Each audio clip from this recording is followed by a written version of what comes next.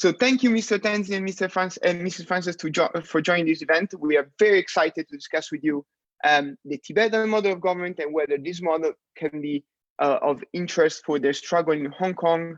As many of the people following this event know right now, we are, as Atlas, we've just launched a survey where people can express their opinion whether the potential to create a government in exile for Hong Kong could be the future for the struggle, especially in a context where in just a few days from now, on the 19th, there are going to be the Legislative Council election in Hong Kong.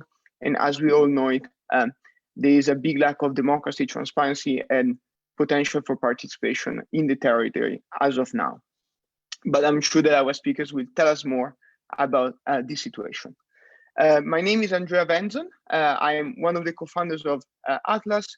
For those of you that connected only right now, there was supposed to be Kolomka and Savdor moderating this panel, but as I mentioned, she is indisposed, so I'm supporting the moderation today.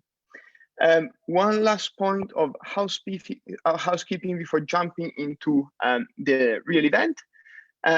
You can ask questions in the Q&A section of Zoom, and we'll try our best to pick them.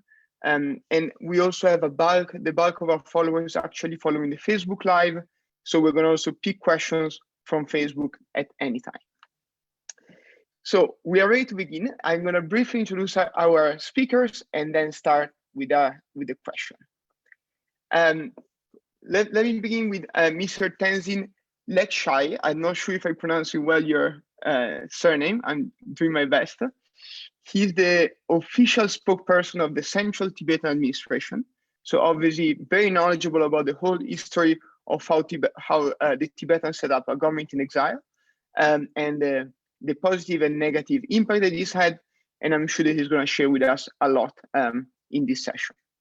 The second speaker is Mrs. Frances Hui. She founded We the Hongkongers. She is obviously a Hong Kong activist based in DC. That we actually had the chance to meet in person just a few days back. Our last panelist that I still don't see among the panelists or in the attendees will be Dorjee Tseten, member of the Tibetan Parliament in exile, and hopefully he's gonna be able to connect. So let's jump into the question. Let's start from Francis. Indeed, I think that because of the campaign we are launching and because of the historical situation we are into, our audience and people from all over the planet following us would be very interested in knowing more about the state of rights and democracy in Hong Kong, and how this Legislative Council election coming up are relevant for the struggle and where we are at right now. Right. Thank you for the question. You guys can hear me okay, right? Great. So right now we're moving really close to the election, and for the problem with the election is that most of the pro-democracy candidates, they were not allowed, or most of the pro-democracy activists, they're not allowed to run for the election. Unlike the elections we had before that, most of the democracy activists are banned from running for the election. And so you can see this election are mostly running by people who were on the government side, people who are pro-Beijing. And the only difference they have is the subtly differences on certain issues, but most of them are pro-democracy, pro-Beijing, sorry, in a way that this is not a legitimate democracy election anymore. So most of the, our overseas activists, we ask people to ditch the election or going there to vote nothing. So this is like our strategy to, face this kind of illegitimate democracy system. But we are trying to give, people or the international community to an impression that this is illegitimate and no one from Hong Kong is going to participate. So we're hoping for like a lower turnout rate so that we can prove to the international community of of its illegitimacy. And in terms of the general, the bigger picture of like the democracy, right, future of Hong Kong, I think right now people in Hong Kong, well, we got a recent news that there are activists who just were convicted for participating in the Tiananmen Square massacre vigil, and they're sentenced to jail for participating and leading the protest, which doesn't even have a leading organization behind it. And we're seeing more people are in jail. Some people went exile, including me. And so we are seeing that the space for politics or the civic society, it's shrinking. And if people are following the news, a lot of the organizations also shut down in the past few months. And I have never seen Hong Kong civil society turns into, in such a high pressured environment, atmosphere. And so, a lot of the bad news also makes us think that there are still, even though there are not a lot of space left, but people are trying to find more space, another strategy to, to discuss about social issues, to find their own position, to still participate in, engage in the civic society. So for us, people who have already left Hong Kong, we're trying our very best to advocate for them, for the people who are still in Hong Kong, and hoping to find a way to relocate them. We're not, calling people to leave Hong Kong or leave everything behind and trying to say that Hong Kong it's never a place that we will, return or something. Actually, a lot of the overseas activists, they're doing these kind of activism, hoping for a day that we can return to the land of Hong Kong. And we're hoping that in the future, through these kind of overseas activism, we can offer an option for people in Hong Kong to come to other places. Second is to through outside force, we can kind of restore the civic society in Hong Kong. Although this is kind of like hopeless in a way, but this is kind of the goal or like the direction that we're going for. And today we're here to discuss about the Central Tibetan administration, Exile governments that Tibetans have long established. So I would be really interested to learn from you guys, and I would be more on position of like learning and seeing how Hong Kong can take that as like a model to follow, and discuss the challenges or differences in between the two places. Thank you so much, Francis. Thank you so much for this very powerful statement. And I think that your goal of learning and understanding better the situation of the Central Tibetan administration is shared by myself and my all the activists that are supporting this campaign. So I think it's the right event to be in for that. And I have many follow-up questions for you, Francis, but we'll actually jump first to say that Mr. Dorjee Tseten managed to join. I see him right now in the Zoom, so welcome. I'm happy that the technical glitch were solved. I'll get to you in a second, and we're just doing a first round of questions to like kind of give the ground of where we're standing in each of our struggles. And now I'm moving to Mr. Tenzin, who obviously as the official spokesperson of the Central Tibetan administration is very knowledgeable about the situation. And so I think that the first question for Mr. Tenzin would be a general question, I'd be good, as I did to Francis, asking him if you can tell us the state of the Tibetan struggle and how the Central Tibetan administration has managed to advance the struggle, keep Tibetans together, and what is the situation of the government in exile for Tibetans. And you are muted. Okay. Thank you, Andrew, for giving me this opportunity to speak about Tibetan freedom struggle and also about the Central Tibet administrations. And in fact, before beginning what I have to say, my deepest regards and respects to all the people of Hong Kong who stands for justice and equality and freedom. So as part of this question, what we felt is Central Tibet administrations, which was established in 1959, soon after His Holiness and 80,000 Tibetans came into India, Nepal, and Bhutan, after China occupied Tibet. So when you look at democratic institutions, we need to have presidents in any society, right?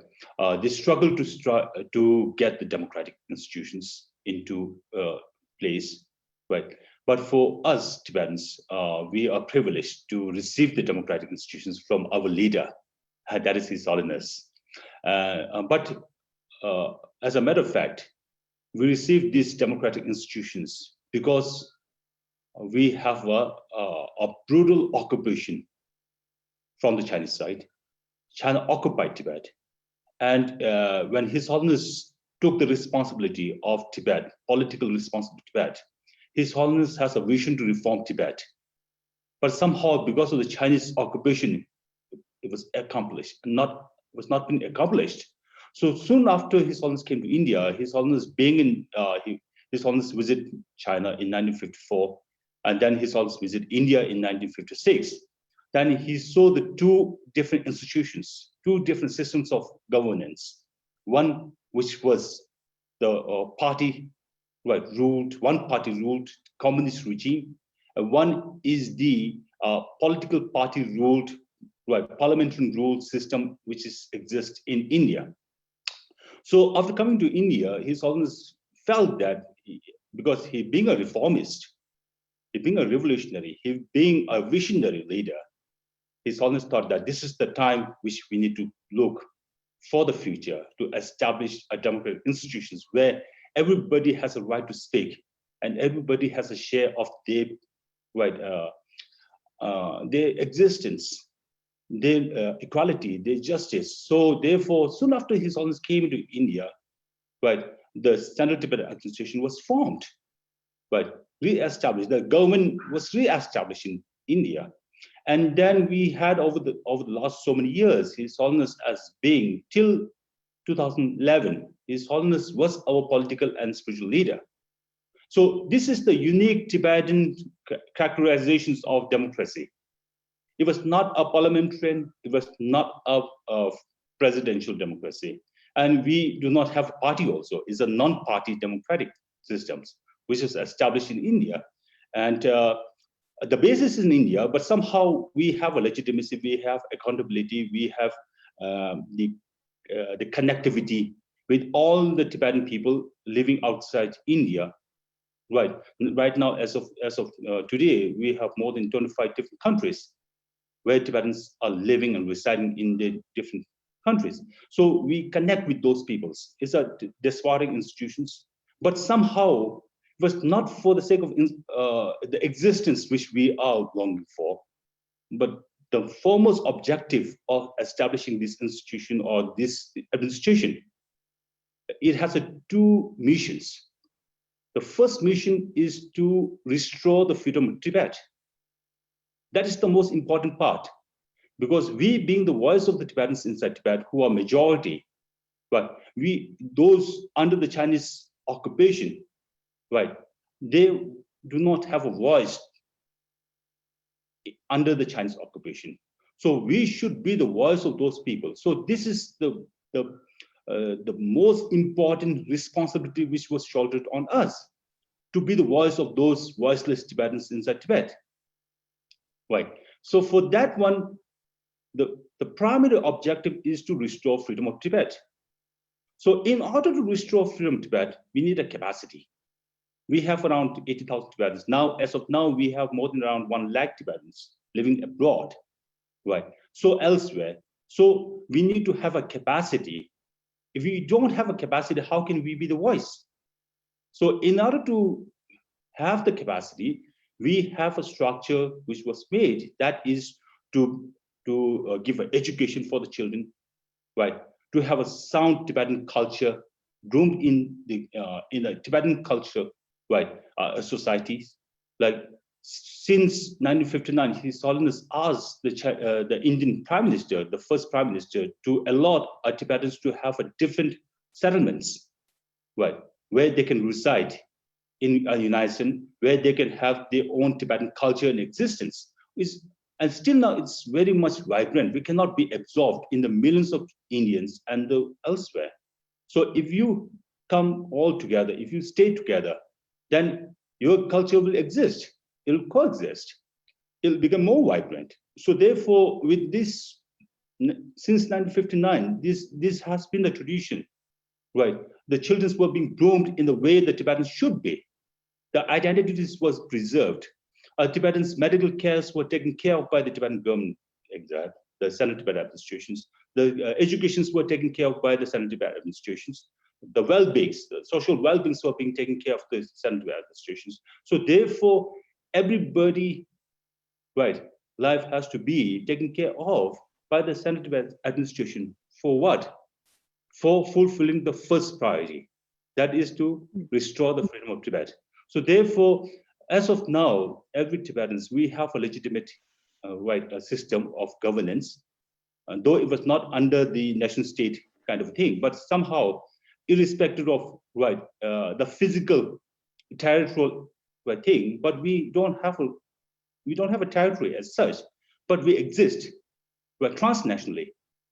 But we have connections all over the places. So therefore, this is another kind of I think it is beyond a traditional democratic system.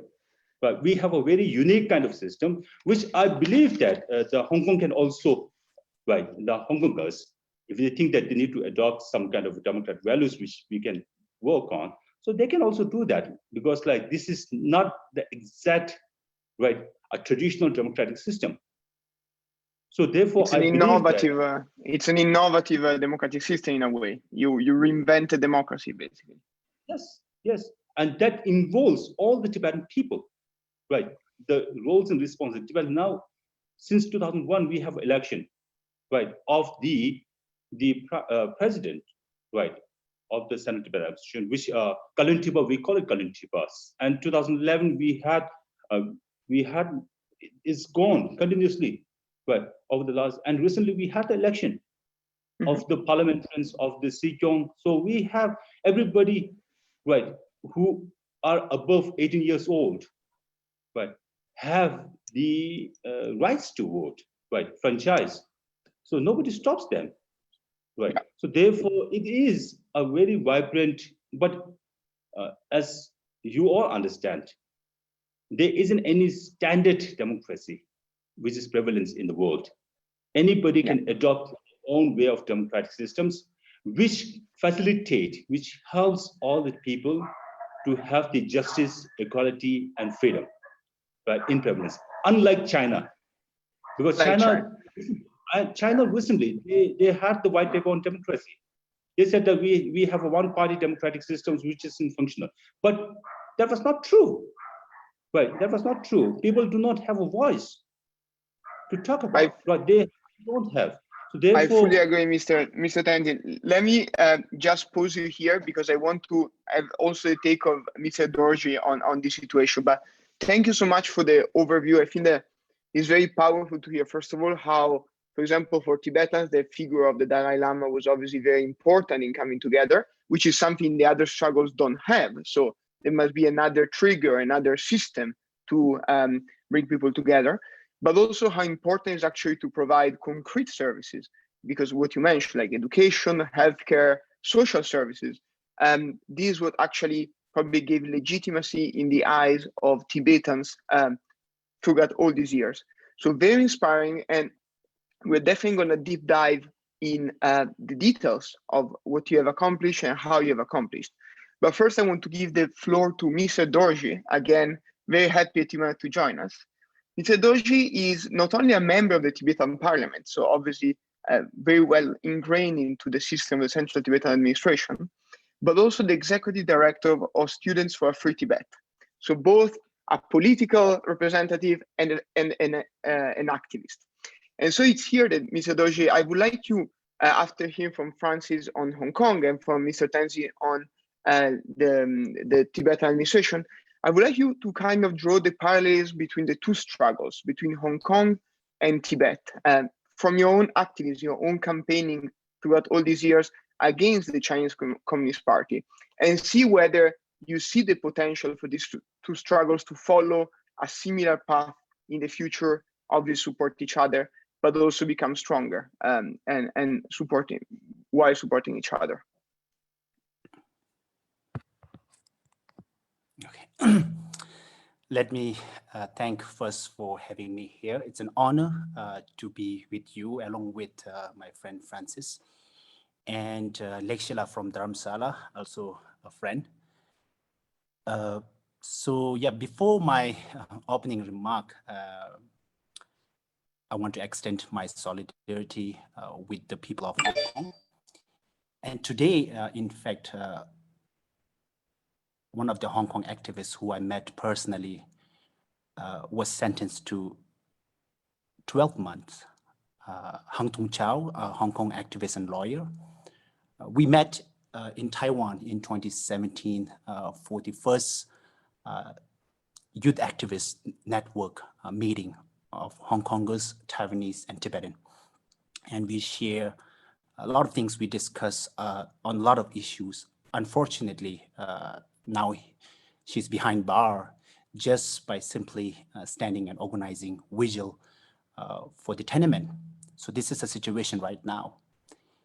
And so yeah, this kind of cross-movement partnership building, it's really important, as you mentioned, what we can learn. I also want to share, I know the title of today's discussion is, can Tibet be the model for Hong Kong? This is a very difficult question. And to be honest, I don't have the answer. It is the Hong Kongers who will decide. And I know they can decide. They are at the forefront. So yeah, we know that we can learn so much from each other, inspired by each other. And I have been personally inspired by a lot of Hong Kong activists. So that network kind of conference had in Taiwan was part of those kind of like, building cross movement. And as Francis mentioned, like, situation is hopeless, right? It seems hopeless sometimes. It seems impossible. But what reminds me the words of Nelson Mandela, it seems impossible until it is done. It is difficult, but it is possible. We always have to be hopeful. That is the first thing we need to remember. We need to understand that what we are standing up against, it is not going to be easy, path. Hong Kongers, if something that Hong Kongers can learn from Tibet, as Lekshay had mentioned about His Holiness, contribution, leadership in the movement. When I see right now as a second generation Tibetan born in exile, and I try to look back, our history, my parents, how they came, how His Holiness established the institution, the Tibetan government in exile. I think they know that it's going to be a long struggle. For that, we need to sustain our movement. For that, we need to prepare everything. And for the Hong Kongers, we need to think that way. It may take a long time. It is really important over the time to represent the voice of people inside. At the end, Tibetan, movement, we are the representative of the voice of Tibetan people inside Tibet. We are struggling for them. So what kind of system that you can, over the time, will continue to represent the voice of Tibetan people inside Tibet? So His Holiness, after coming to exile, one of the first thing he did was setting up Tibetan Parliament in exile in 1960, right after 1 year, right? It is important, the representation is important, and also to represent all Tibetans. So we have a Tibetan parliament, which function as the representation of all Tibetan as much as we can. The Central Tibetan Administration, as Lekshay is the spokesperson of CTA, which is also known as Central Tibetan Administration, works in a way that how we can represent the voice inside. Now Tibetans are scattered all over the world, but that kind of institution really connects us all. And I think having that kind of institution itself is a resistance. Resistance doesn't mean that only like protest or being in the street. It's a parallel institution, right? So we need to also think in that way. And I'll keep it short because we have many more questions. We know what we are fighting against, right? Chinese Communist Party and Xi Jinping and the China's repression. But we have to always remember what we are fighting for. We are fighting for freedom. We are fighting for human rights. We are fighting for equality, right? And that need to be also reflect in a system where we are living now. It is not just a fight for the future. It is like what kind of like, path we want to choose right now. So the Tibetan government in exile is a vision of future democratic Tibet. So its democracy is challenging. We are practicing, we are learning, right? But at the same time, what we are not having right now in Tibet right now under China's occupation is completely lack of freedom. So having Tibetan government in exile itself is a parallel institution of challenging China's regime and not just calling for freedom, but what we are practicing in exile. So I'll keep it here right now. Thank you so much, Mr. Dorjee. And I think that actually your words are very interesting, because when fighting for freedom and democracy, one is always confronted by the idea of, okay, but what am I doing? And I think that this is really, really well explained by your point that while fighting for the future, you need to ensure that right now, in your capacity, in what you can do, you advance those values that you're fighting for. So equality, inclusion, participation, and so on. And this is something that we see a lot also in Western democracies. I mean, in the US, in the UK, and based right now in the United Kingdom.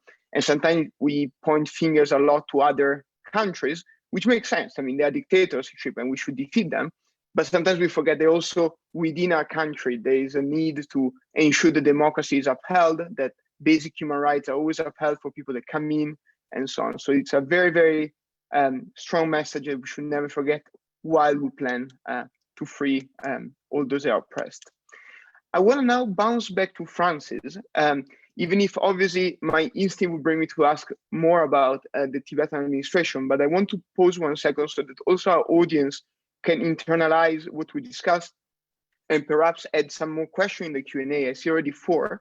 And just as a note, you can also post questions anonymously. So when you start typing, you can select to type anonymously. So if you don't want to disclose your name, there's absolutely no problem. For Francis, I want to pick on one of the questions that we received at the beginning when you were kind of like presenting the institution in Hong Kong.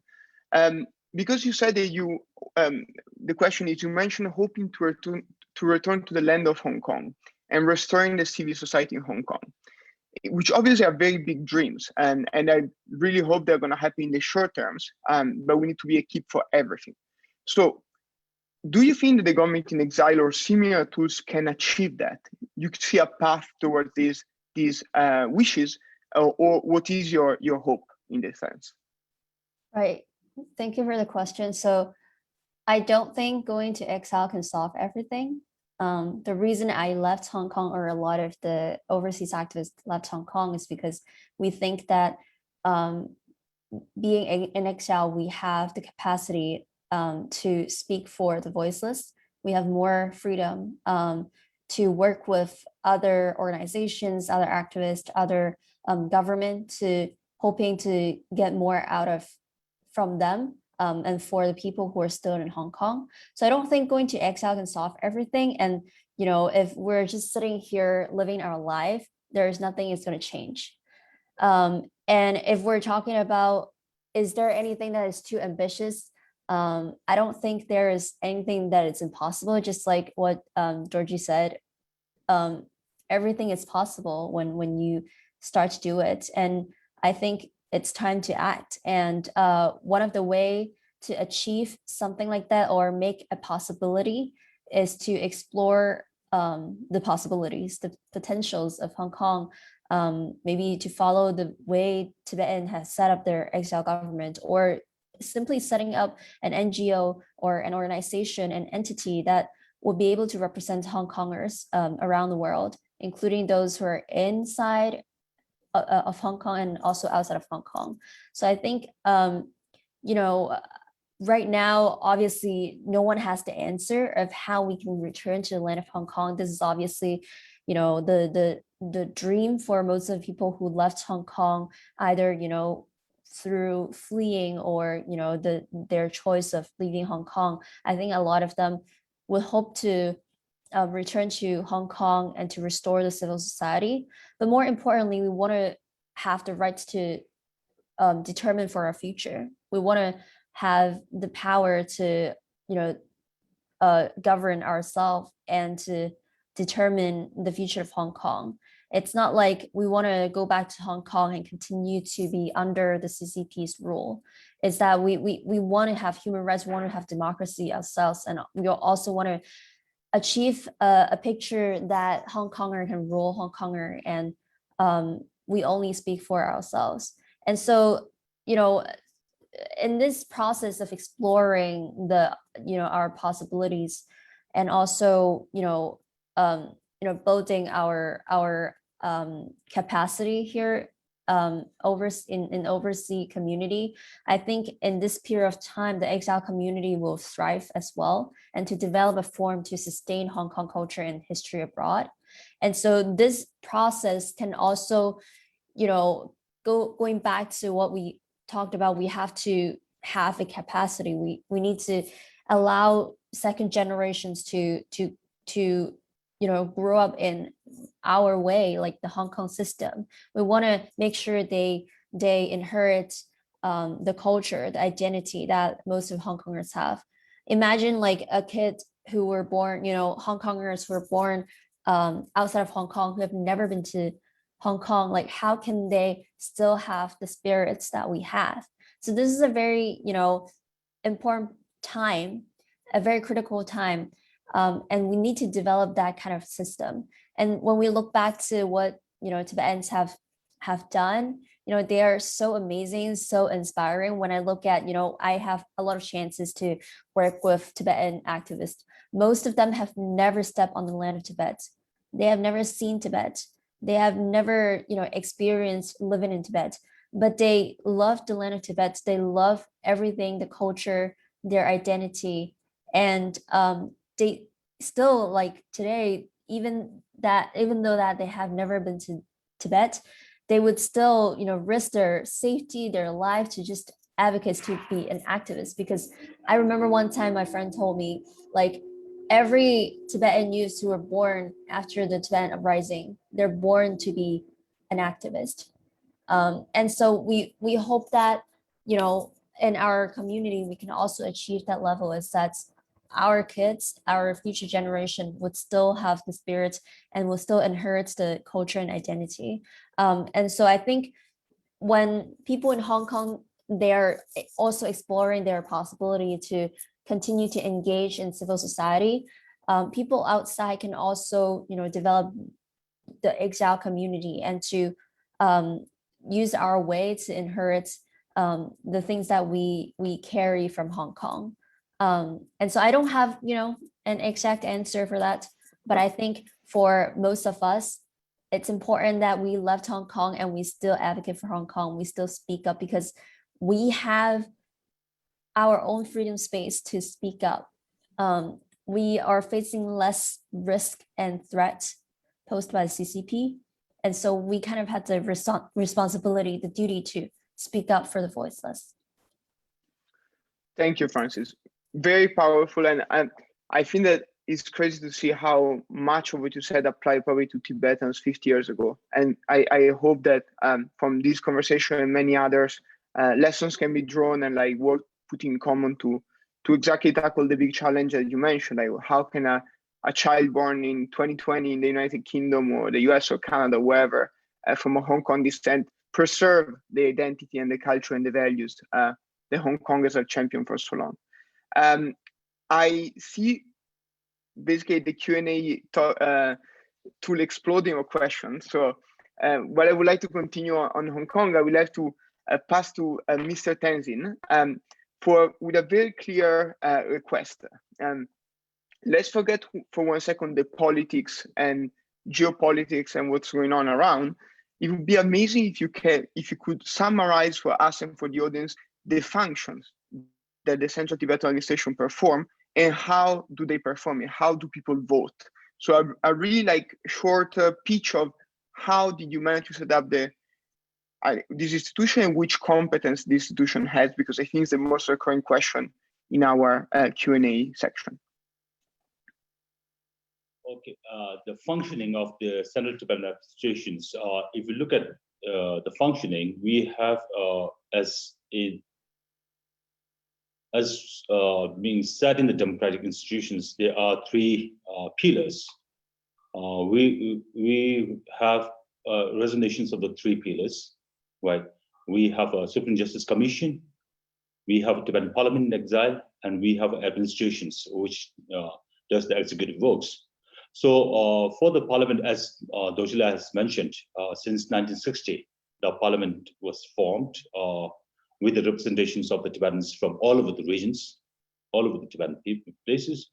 So as of now, there were reforms which took place, and in 1991, with the introduction of the charter, we have a standard procedures and the memberships, right, elected members of the Tibetan Parliament exile. And so far, we have 45 elected members of parliament.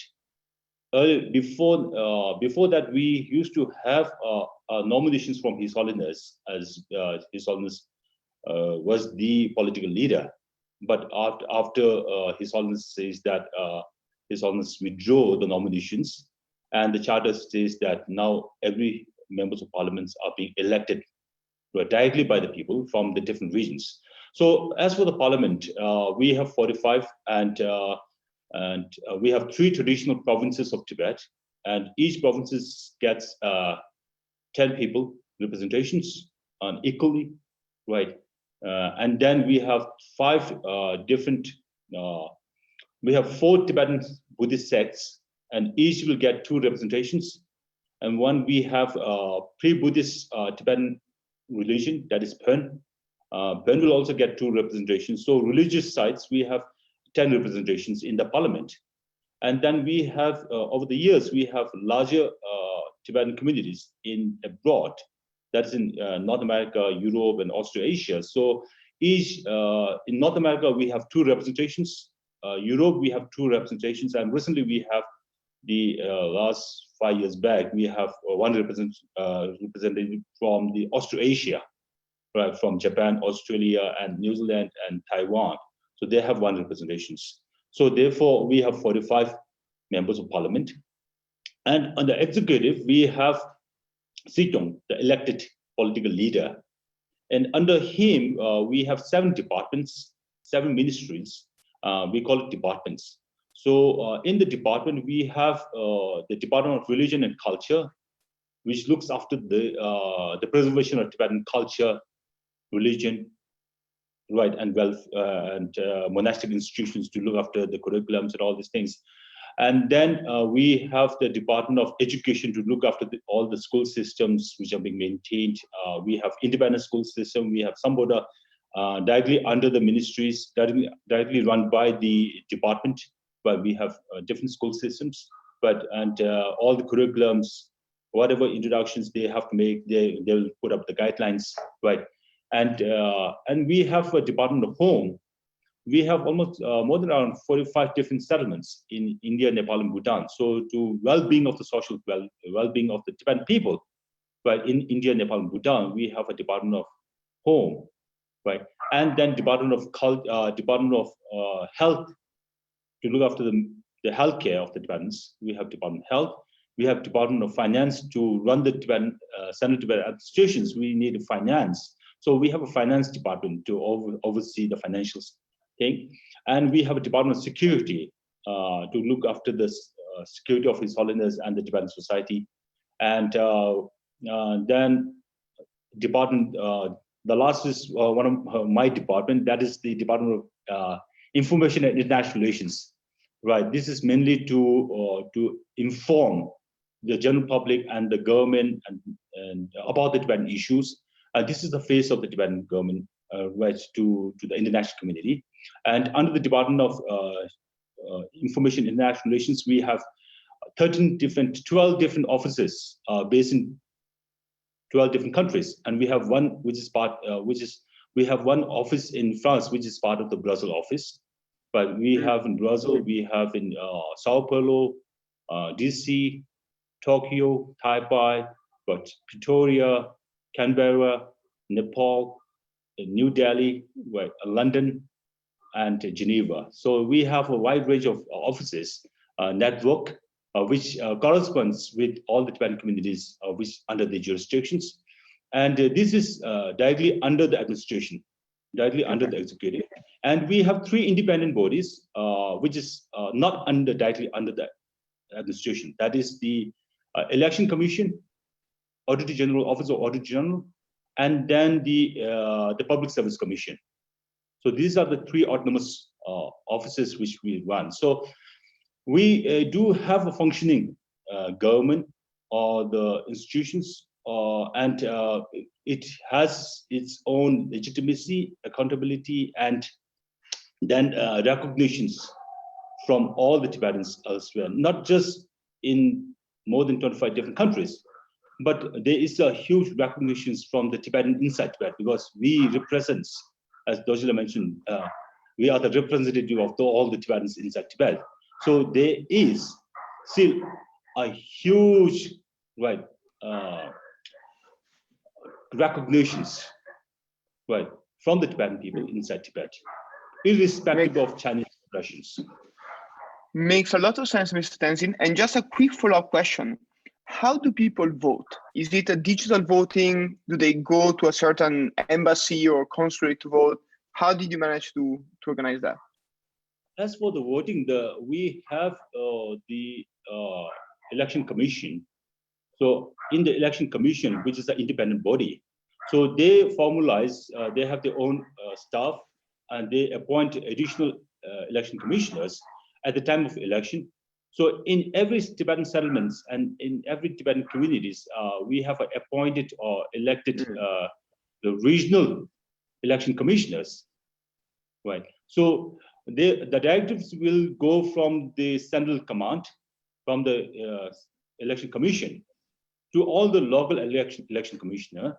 So on the day, there is a debate among the parliament also last time that whether we should have a one-time election or two-time election, because we have a preliminary elections and also the final round of elections. So far we have 2 elections in existence, and it is not digital, and people will go to the ballot box, right, and then vote. So therefore, right now, as election commissioner claims that this time, in the recent election, we have the highest number of voters turnout.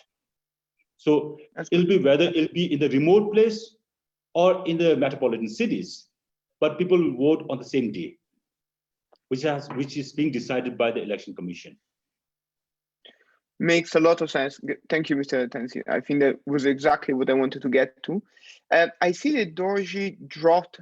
Probably there's another internet glitch. I wanted to ask him about the accomplishment of the Tibetan government in exile. I will then turn the question to you, Mr. Tenzin. If you can, with the same precision you just used to explain the competencies of the government, what do you think are the 1, 2, 3 or biggest accomplishment that the government has achieved? And then when Mr. Dorjee, because I see him coming back, maybe you can answer together. We could say that the biggest accomplishment which we had is we retain the voice of the Tibetans inside Tibet, and we could really represent the Tibetans inside Tibet, irrespective of 70 years of Chinese occupation. right? And we still have the trust, we still have the bond, we still have all the connectivity with the people inside Tibet. But therefore, this is the most important thing which we have. Otherwise, what happens is if we lose the connections with the Tibetan inside Tibet, then there isn't any kind of accomplishments we have. As Francis says, that will ultimately will go back to Hong Kong, right? Even for all the Tibetans who are second generation, third generation, fourth generations, we are here not just for us, not for our living, but as a matter of fact, we are striving to resolve the Sino-Tibetan conflict and let the Tibetan people inside Tibet, but live a breath of fresh air of freedom. And for us also to be back to our own motherland. This is the thing, which is the most important part, right? And as you know, even though as the one time the writer said that whenever there is a depression, there's always a sense of creativity, right? It'll blossom. The creativity will blossom whenever there is a repressions. So for Tibetans over the last 60 years, 70 years, even though there are so much repression inside Tibet, that not even the informations are coming out, right, from Tibet. It's very difficult. Now, early, before 2008, we have a saying that almost around 3,000 people visits or come to India as a new arrival. But after 2008, hardly even a dozen comes. Last year, there are around 5 or 6. This year also around 5 and 6. But then the bond is there. The connectivity is there. There is a resilience between the exile community and the majority Tibetans over there. But therefore, I think this is the most important accomplishment which we had. We still retain the voice of the people inside Tibet. And we still strived to make them have a justice and freedom. Thank you so much, Mr. Tenzin. Very, very clear. I see that Mr. Dorjee is back. I don't know if he can hear us. I don't see his camera on. Let me just wait a second and see if he can answer. Doesn't look like it's working so far. So, sorry, I can't hear you. Fantastic. You're back. Thank you, Mr. Dorjee. I redirected the question I had for you to Mr. Tenzin about the accomplishment of the Tibetan administration. I think it was very clear. So I actually picked 2 questions from you from the Q&A. The first one is about security, which I think is obviously a very sensitive topic. And the question here is, did you, your colleagues, people part of the administration experience a lot of harassment, aggression, and similar from CCP officials or CCP supporters throughout your mandate? And the second one, which I think is related to that, is how do you think people can actually be represented within Hong Kong in case of a government in Hong Kong, given the fact that obviously Hong Kong is under oppression, as you well know? How can we give a voice to the people still in Hong Kong? Okay, sorry again for the technical issue, but I was hearing most of the part Lekshay mentioned. Is my voice audible? Okay.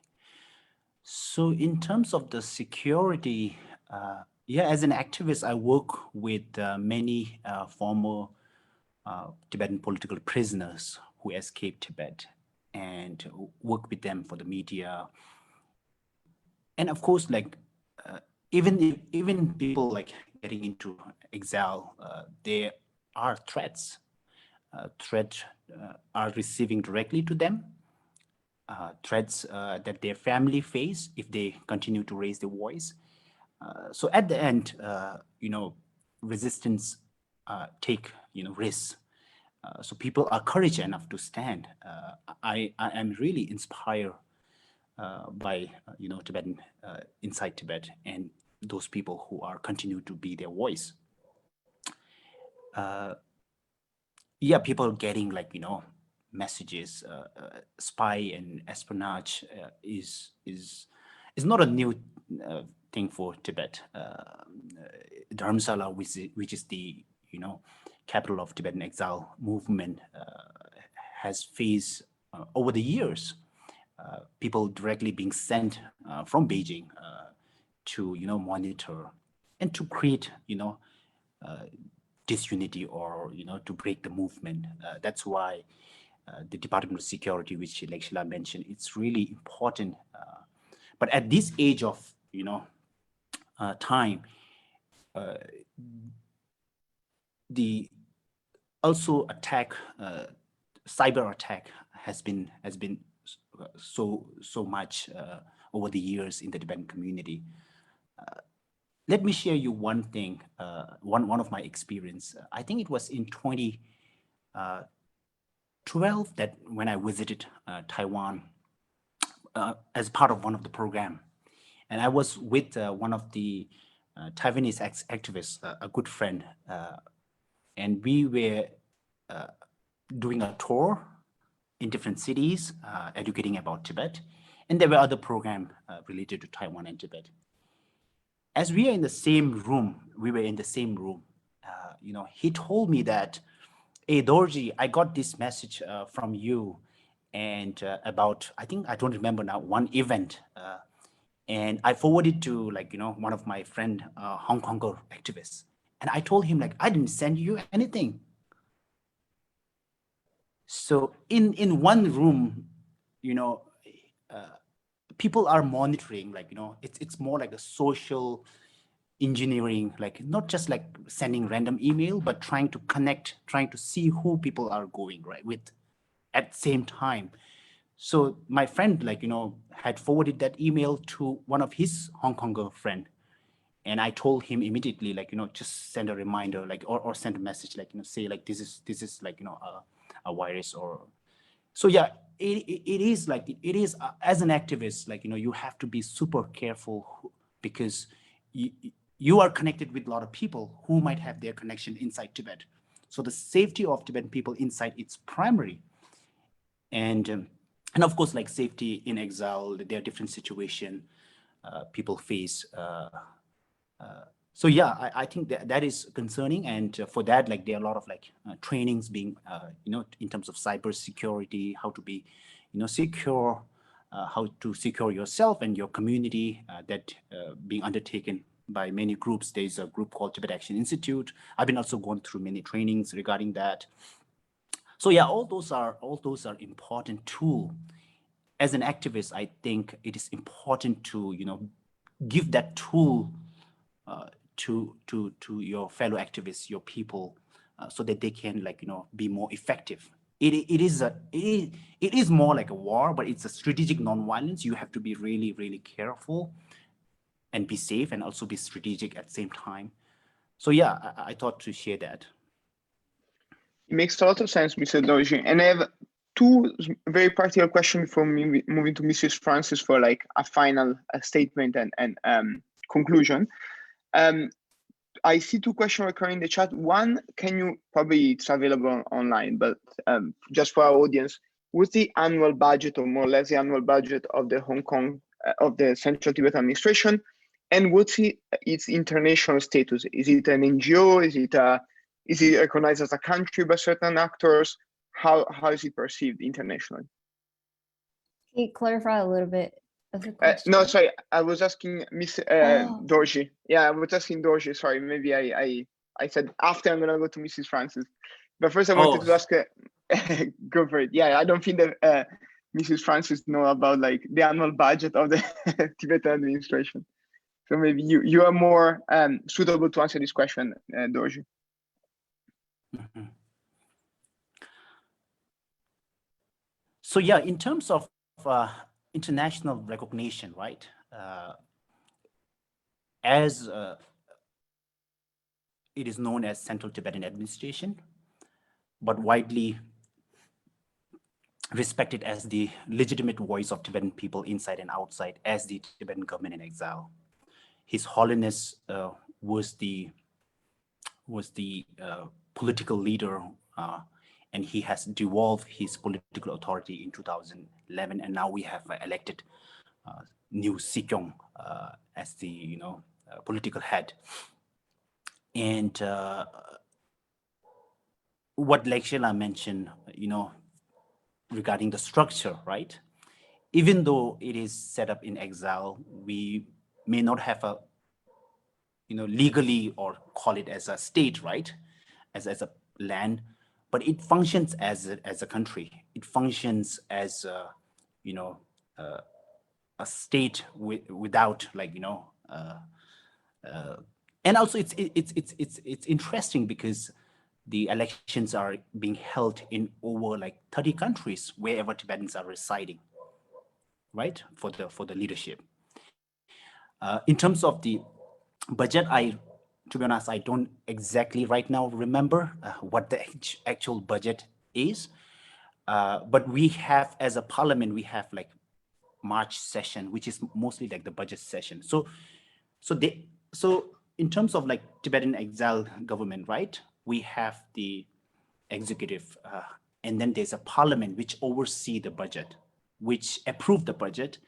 Even if you want to, apply for or function, for any project, it has to seek through the parliament, and parliament is important institution that monitor everything, and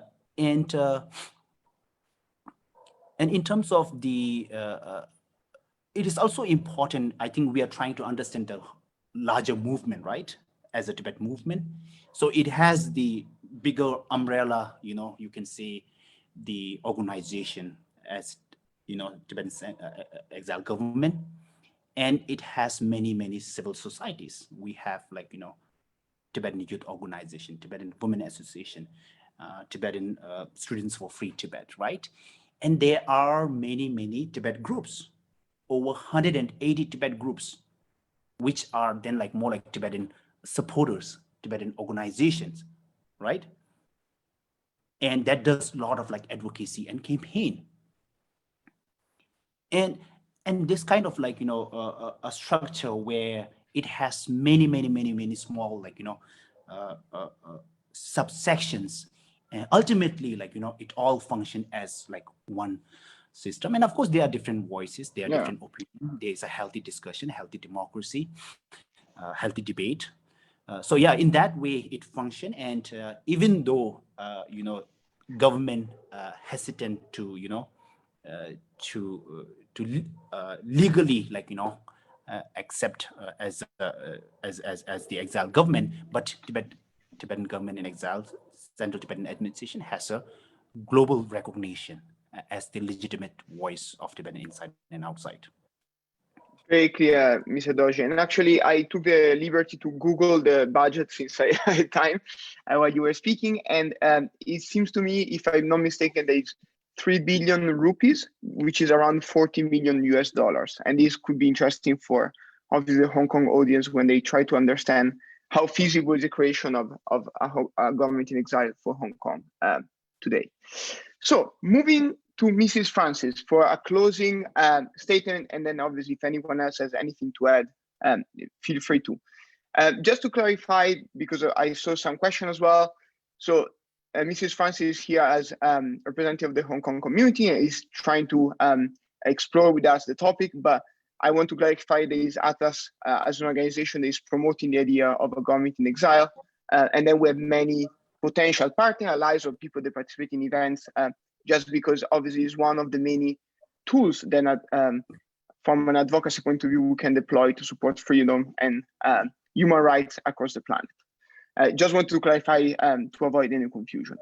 And to go to Mrs. Francis, after this very inspiring conversation from Tenzin, Dorjee, and a lot of the knowledge that we have accumulated in this hour, what's your feeling about a Hong Kong government in exile? Do you see it as a possibility? Yeah, what's your take from this event? I definitely feel there is a potential. There is a lot that we can learn from the CTA and how the government was established, how it works. I do think that there are a lot of differences and challenges we're facing when we put the model back to Hong Kong's community. But I think there is, you know, a common ground, or like a space that we can take from, is that, you know, we're both oppressed by the CCP, and a lot of our people have been leaving and, you know, living in exile because of this regime. And so now we are kind of, you know, we have the disconnection with people in Hong Kong, and how we are going to establish an authority that would be able to represent Hong Kongers in Hong Kong, and also being able to use this authority to, you know, speak up for them, and you know, work or discuss with other government on behalf of those Hong Kongers. I think we are lack of this kind of entity to when we're talking about policy advising, governance or whatnot. We need that legitimate authority, a centralized authority that will be able to speak for Hong Kongers. And I think, you know, a lot we can take from Tibetan, you know, what they have done in the past decades. And I think, you know, I do think that there are a lot of more that we can discuss in terms of the potential of Hong Kongers, like the Hong Kong community in developing an exile government. And as I said, I think there is possibility, like it's possible to have an exile government, or even, you know, as I said, just an organization that would do a similar function of a government. I don't think, you know, a lot of people pose the question that like Hong Kong is doing it without, you know, a spiritual leader. We don't have a spiritual leader like the Hollandist Dalai Lama. And I think, personally, I think that this is not a problem. Maybe that could be one of the challenge. But I think, you know, Hong Kongers can build their own way to develop such kind of exile government. And in my opinion, there are ways to solve that. And we're not trying to set up, you know, I think, you know, when we talk about an exile government, we're not trying to have a platform that only has homogenous nature, like a homogenous opinions. We want to have a platform to contain different voices, people who have different takes on certain political issues. It's not like we want everyone on the same page, but we want to have a platform, a community that would be able to contain all the voices and to find common grounds to represent Hong Kongers. So I think, you know, there are still a lot of common grounds and possibilities for an exile government to happen for the Hong Kong community. And, you know, I would be happy to continue conversations like that. Although we do have time constraint, but I do think that there are a lot more that we can discuss about it. Yeah.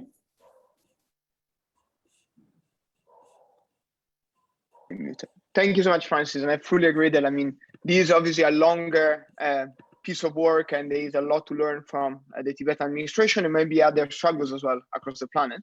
And I also see, obviously, from the point of view of Atlas, as we launch this effort, I see a potential, and I see Hong Kongers being able in the few months from now to actually, maybe make it happen very quickly, or maybe it will take a bit longer. But I see there is a path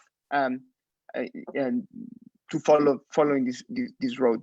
And just before giving, I think Mr. Dorjee wants to also say something, because I see him unmuting. Just before giving the mic for a last remark, because we are over time, I want to remind everyone attending that there is a survey running on the Atlas website, and also it's been shared by my team in the chat, collecting ideas for how government in exile could happen, and especially how and when to start advocating for it. For example, in front of the United Kingdom, there is a country that is obviously a very strong historical connection with Hong Kong, a responsibility. And so whether this could be the first country that could host and support potentially a Hong Kong government in exile. So please fill the survey, and there you're going to find also the contact to participate if you want to help, ask anything, and so on. Mr. Dorjee, I see you unmuting. Go for it.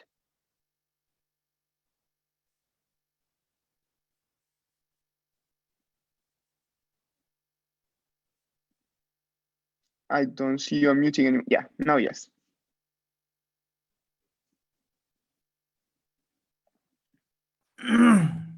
Hello, can you hear me? Yes, we can. Sorry, I think there's again a technical issue because I was not hearing from your part. Can you hear me? Okay. So I think if the technical issues continue, it's going to be difficult to hear your statement. You can write it in the chat if you want to, because I think it's not going to be solved easily. So with this, I propose that we close the event. Thank you so much, Mr. Tenzin. Thank you so much, Mr. Dorjee. Thank you so much, Mrs. Francis, for participating in this wonderful chat. I think it really enriched the audience, and I'm sure that it's going to be very helpful also for the continuation of these efforts, for the survey and then the campaign to be fully deployed. So please, for all the attendees, engage on this platform, engage on this campaign, because as Mrs. Francis said, there's a lot to learn. We still have a lot of discussion to bring forward, and it's not going to be an easy task. So if you like the idea, if you see a potential, if you're interested in this experiment and maybe in making it happen with us, please fill the survey and take the steps from there. Thank you everyone for attending this wonderful town hall, and let's continue the struggle. Thank you to all Tibetans and to all Hong Kongers for inspiring the planet with their strength and their determination. We speak very soon in the next event on the same topic. Thank you all. Thank you. Best wishes. Thank you.